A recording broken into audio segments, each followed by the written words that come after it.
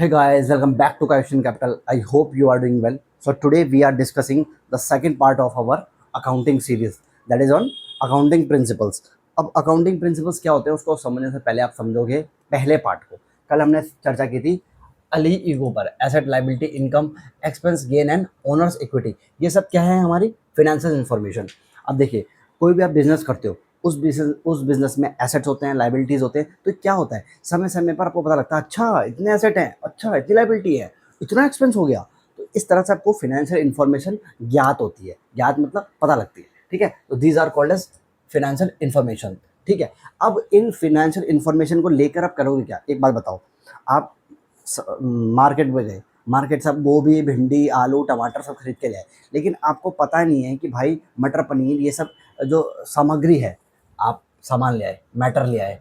अब मैटर के बाद आपको पता ही नहीं है उसको प्रेजेंट कैसे करना है, यानी खाना कैसे बनाना है। तो फिनेंशियल इन्फॉर्मेशन का क्या करोगे? तो जो आपको बिल्डिंग ब्लॉक्स मतलब बिल्डिंग ब्लॉक्स में जो हेल्प करते हैं वो होते हैं अकाउंटिंग प्रिंसिपल। यानी ये होते हैं बिल्डिंग ब्लॉक्स में हेल्पफुल, बिल्डिंग ब्लॉक्स ऑफ फिन फिनफो, फिनेंशियल इन्फॉर्मेशन। फिनेंशियल इन्फॉर्मेशन हमको मिल गई, ऐसा एसेट है, अच्छा इसे प्रेजेंट कैसे करना है, इसे रिकॉग्नाइज कैसे करना है। तो इन चीज़ों को बताने वाले कौन होते हैं? आपके accounting principle. So basically accounting principles are the set of fundamental concepts, ठीक है, और that tells RMPD, that's it. RMPD क्या होता है? रिकॉग्निशन। RMPD रिकॉग्निशन, इसको मैं ब्लैक से लिखता हूँ। अभी मैं समझाऊंगा आपको अच्छे से।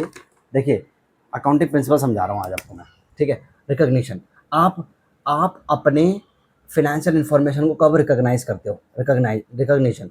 अच्छा, हमारा एक्सपेंस हो गया है, इसका मतलब आपने रिकॉग्नाइज कर दिया। अच्छा, ये रिकॉग्नाइज हुआ। पता लगाना, पता लगाना, that is recognition. M for measurement. Measurement मतलब हिंदी में बोलो तो मापदंड। मापदंड मतलब पैसे में। अच्छा, कितना खर्चा हुआ है? 10,000 रुपये का, तो 10,000 रुपये का खर्चा पता लगाया, तो यहाँ पे 10,000 का 10K का खर्चा हो गया। अब प्रेजेंटेशन, ओहो, प्रेजेंटेशन। प्रेजेंटेशन मतलब कहाँ प्रेजेंट करोगे? एक्सपेंस जाता है आपका इनकम स्टेटमेंट में, IS इनकम स्टेटमेंट, या फिर profit and loss income statement में आप उसे प्रेजेंट करोगे। और डिस्क्लोज, डिस्क्लोज मतलब डिस्क्लोजर, डिस्क्लोजर मतलब दिखाना। किसको दिखाओगे? दिखाना। Present disclosure to user of financial information. Simple. So accounting principle is a set of fundamental concept that tells about RMPD of financial information. RMPD मतलब रिकॉग्निशन, मेजरमेंट, प्रेजेंटेशन, डिस्क्लोजर। इन चारों पे हम अलग से चर्चा करेंगे। अभी हम अकाउंटिंग प्रिंसिपल पे चर्चा कर रहे हैं, जो कि है प्रूडेंस एंड कंसिस्टेंसी। आज हम चर्चा करेंगे प्रूडेंस एंड कंसिस्टेंसी, ठीक है भाई। तो आई होप आपने ये नोट कर लिया होगा। भाई ऐसे नोट करना जैसे मैं बता रहा हूँ, तभी समझ में आएगा, नहीं तो नहीं आएगा, ठीक है भाई। तो प्रूडेंस एंड कंसिस्टेंसी पे फोकस करेंगे। अब आपको पता लग गया कि भाई हमने जो खर्चा है, एक्सपेंस लेके चलते हैं एग्जांपल। एक्सपेंस को अपन रिकॉग्नाइज करा, मेजर किया, प्रेजेंट किया, डिस्क्लोजर किया, ठीक है भाई। हमने सब कुछ दिखा दिया फिनेंशियल स्टेटमेंट में, बैलेंस शीट में चिपक गया, कैश फ्लो में चिपक गया, सब कुछ चिपक गया, ठीक है। अब प्रूडेंस कंसेप्ट क्या होता है? प्रूडेंस कंसेप्ट कहता है be cautious, be cautious like a common man. Women नहीं बोल सकते हो, बट मैन ही यूज होता है, ठीक है। अब इसका मतलब क्या है? देखिए, आप रात को सोते हो 12-1 बजे, तो 12-1 बजे हमारे भारत में तो क्या होता है, जैसे दिल्ली में रहता हूँ तो दिल्ली में सड़कों में चौकीदार आता है। क्या आता है? चौकीदार। वो कहता है जागते रहो, जागते रहो। जागते रहो का मतलब ये नहीं है कि अब अपने बेड में आराम से सो रहे तो उठ के बैठ जाओ, पढ़ने लग जाओ, या फिर जाग जाओ, सुबह की अपनी नींद खराब कर लो, सुबह ऑफिस में जाके सो। जागते रहो का मतलब ये है बी कॉशियस। आपके घर में कभी भी अगर चोर घुस जाए रात को 1 बजे 2 बजे, तो आपकी नींद इतनी गहरी ना हो कि आपको पता ही नहीं लगे कि भाई हमारा सामान चोरी हो गया। इसलिए बी कॉशियस, ओके। इसका मतलब प्रूडेंस को एक चीज़ और बोलते हैं, बी कंजर्वेटिव, जिसे कहते हैं conservatism. Conservatism principle. Conservatism principle मतलब यह है, neither over state revenues, assets, income, जो भी बोलो, nor under state expense liability. ओए होए होए होए, ये बस प्रूडेंस खत्म। आपको जागते रहो बनना है। आपको इतना देखना है भैया मेरे घर में चोर ना घुसे, और चोर घुस जाए तो उसकी पे ऐसी धुनाई करें कि वो जीवन भर याद रखे, ठीक है। तो बी कॉशियस, सोना नहीं है एकदम गहरी नींद में। तो आपको फाइनेंशियल इन्फॉर्मेशन प्रेजेंट करते समय, if you are an accountant, आपको बीइंग अकाउंटेंट आपको पता होना चाहिए कि भाई देख 10,000 खर्चा हुआ है और इसी साल हुआ है तो मैं इसी साल रिकॉर्ड करूंगा। ये नहीं यार एक काम करता हूँ, मुझे ना अपने प्रॉफिट्स बढ़ाने हैं। तो अगर आपको इतना तो पता ही होगा कि जैसे सेल्स माइनस एक्सपेंस होता है तो प्रॉफिट होता है। तो मैं एक काम करता हूँ, इस प्रॉफिट को मैं दिखाता ही नहीं हूँ। तो यानी या तो मैं दिखाऊंगा 10,000 का प्रॉफिट, तो 10,000 का, जब मैं सॉरी एक्सपेंस दिखाऊंगा 10,000 का, तो मैं उसे 8,000 कर देता हूँ, तो 2,000 का हमारा प्रॉफिट बढ़ जाएगा। तो ये सब नहीं चलेगा भाई आपके फाइनेंशियल इन्फॉर्मेशन में। ये सब चालूगिरी नहीं चलती। तो क्या करना है आपको, neither over state revenues asset income. मैंने आपको फिर बोला, अपने सेल्स को ज़्यादा नहीं दिखाना। सेल्स अगर 1 लाख की हुई है तो सेल्स 1 लाख की ही दिखाएंगे आप। That is called as conservatism principle. Over state नहीं करना, सेल्स को बढ़ाना नहीं है।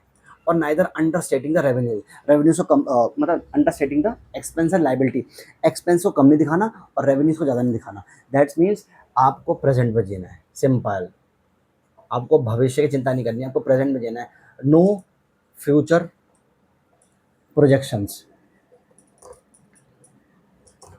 तो देखो, अकाउंटेंट जो होता है, अकाउंटेंट को हमेशा आज में जीना चाहिए। अकाउंटेंट को कोई मतलब नहीं होना चाहिए कि भाई हमारी कंपनी ने इन्वेस्टर से क्या वादा किया है। कंपनी ने बोला है भाई इन्वेस्टर्स को हमारी सेल 10% बढ़ जाएगी, मान लो 10% नहीं बढ़ी, तो अकाउंटेंट क्या बोगस एंट्री मार के अपनी इनकम बढ़ाएगा? नहीं, that is not possible. Auditor पकड़ लेगा, कल को ऑडिट होगा, कल को उस कंपनी का ऑडिट होगा और ऑडिटर ईमानदार रहे तो वो तो क्वालिफाइड ओपिनियन दे देंगे। क्वालिफाइड ओपिनियन इसका मतलब उस कंपनी की ऑडिट रिपोर्ट एकदम खटारा है, उस पर कोई भी इन्वेस्टर पैसा लगाना नहीं चाहेगा। तो ये कोई भी नहीं चाहेगा, कोई अकाउंटेंट नहीं चाहेगा।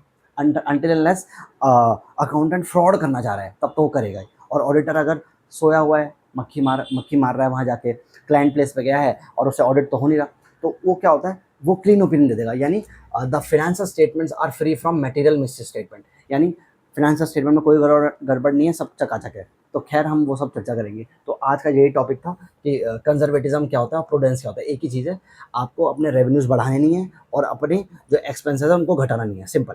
ठीक है, तो ये है पूरा कंसेप्ट प्रूडेंस का। ओके, तो अब एक एक कंसेप्ट है कंसिस्टेंसी। देखिए, हम 10-12 मिनट की वीडियो रखेंगे, हम मान के चलेंगे भाई 10-12 10-12 10-12 इस तरह से वीडियो रखेंगे तो ही आपको समझ में आएगा। हम आधे आधे घंटे की वीडियो नहीं बना पाएंगे, क्योंकि हमारे यार टीचर डालते थे एक टाइम पे 11-11 घंटे के मैराथन, आज भी डालते हैं। तो यार वो देखना तो पॉसिबल होता नहीं है, उसके लिए बहुत दिन चाहिए। कंसिस्टेंसी का मतलब ये होता है, आप देखो, कंसिस्टेंसी लास्ट टॉपिक है आज का।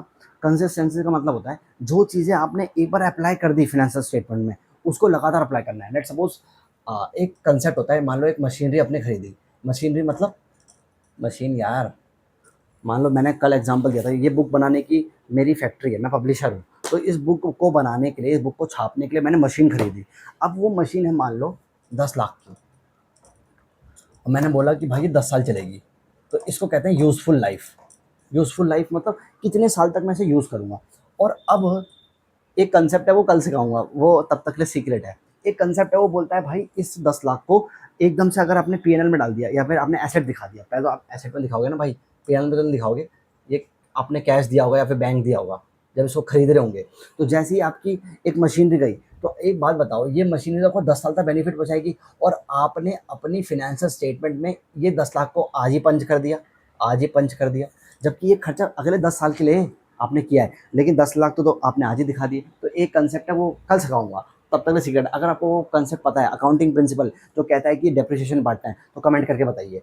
तो अब इसका एक डेप्रिसिएशन होता है, ठीक है, डेप्री डेप्री अबे यार आपको राइटिंग पे समझ में नहीं आएगी।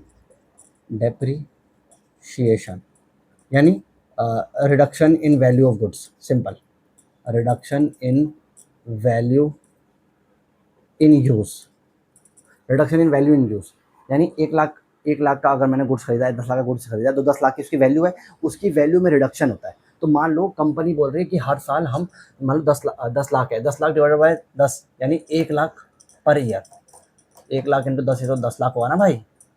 तो यानी 1 लाख का हम डेप्रिसिएशन हर साल चार्ज करेंगे, यानी इक्वल अमाउंट का डेप्रिसिएशन अगर हर साल चार्ज होता है, that is called straight line method. Straight, एकदम स्ट्रेट, मतलब हर साल यही पंच होगा, 1 year 2 year 3 year 4 year 5 year 6, हर साल यही पंच होगा। लेकिन ईयर फोर्थ के एंड में आके, फोर्थ ईयर के एंड में आपने बोला यार एक बात बताओ, हमारी जो पेयर कंपनी है, मान लो रिलायंस है, रिलायंस बोलेगा भाई हमारे टक्कर में कौन है, अडानी भाई, हैवल्स है, ये सब है, टाटा है। तो एक बात बताओ, मतलब आप, मैं ये कंपनीज का नाम मैं इसलिए ले रहा हूँ क्योंकि आपने इनका नाम सुना होगा, और टाटा है। तो रिलायंस ने बोला भाई एक बात बताओ, अपनी मैनेजमेंट ने डिस्कशन किया, यार हम तो एसएलएम चला रहे हैं, डेप्रिसिएशन का मेथड, और जो दूसरी कंपनी है वो तो डब्ल्यूडीबी चला रहे हैं, यानी रिटर्न डाउन मेथड, यानी 10%, 10 लाख का अगर 20% डेप्रिसिएशन है, 10 लाख का 20% कितना हुआ, 2 लाख। तो अब घटा कितना, 8 लाख। अब इसका 20% होगा, यानी जो वैल्यू कट के आई फिर उस पर डेप्रिसिएशन लगेगा, दिस इज कॉल्ड डब्ल्यूडीवी। ये भी मैं सिखाऊंगा, आपको पूरा डेप्रिसिएशन और अमोर्टाइजेशन की पूरी वीडियो आएगी, ठीक है। तो ये डब्ल्यूडीवी था। अब हुआ क्या, कंपनी ने बोला भाई नहीं नहीं नहीं, जो वो करेंगे वही हम करेंगे, और हमारी बैलेंस शीट का जो एक प्रेजेंटेशन है वो अच्छा हो जाएगा। तो कंपनी ने क्या किया, एसएलएम को छोड़ के डब्ल्यूडीवी को ऑप्ट कर लिया, यानी कंपनी ने अपनी अकाउंटिंग एस्टिमेट को चेंज कर दिया, एस्टिमेट। तो इसको कंपनी अपनी फाइनेंशियल स्टेटमेंट में दिखाएगी, ऑडिटर भी इस पे कमेंट करता है, ऑडिटर इस पे कमेंट करेगा, यानी आपने अपनी फाइनेंशियल इंफॉर्मेशन को छेड़छाड़ करी है। यानी अगर आपके पीएनएल में, प्रॉफिट एंड लॉस में आपको पता है एक्सपेंस है, तो डेप्रिसिएशन इज अ एक्सपेंस, तो डेप्रिसिएशन मान लो यहाँ पे 1 लाख का हर साल जा रहा था, तो अब कितना जाएगा, 8 दूनी 16, 1,60,000, मान लो सेकेंड ईयर की बात कर रहे हैं, तो 1,60,000, जहाँ 1 लाख जानता अब 1,60,000 जा रहा है, यानी आपका प्रॉफिट पे इम्पैक्ट होगा। ओके, इसका मतलब ये है आपने अपनी अकाउंटिंग जो ये प्रिंसिपल है कंसिस्टेंसी, इसको थोड़ा बहुत छेड़ा है, तो आपको उसका डिस्क्लोजर करना पड़ेगा। डिस्क्लोजर मैंने आपको बताया था ना, RMPD, तो ये रहा डिस्क्लोजर। इसलिए आपने डिस्क्लोजर करना पड़ेगा कि भाई हमने अपनी अकाउंटिंग एस्टिमेट, जो एस्टिमेट है एसएलएम से हम डब्ल्यूडीवी पहुंच गए, हमने ये एस्टिमेट चेंज किया है for the better presentation of our financial statement. That's why हमेशा ये चीट कोड याद रखना है, अली ईगो, and that is RMPD, recognition, measurement, presentation, disclosure. इन चारों चीट कोडों को हमेशा याद रखना।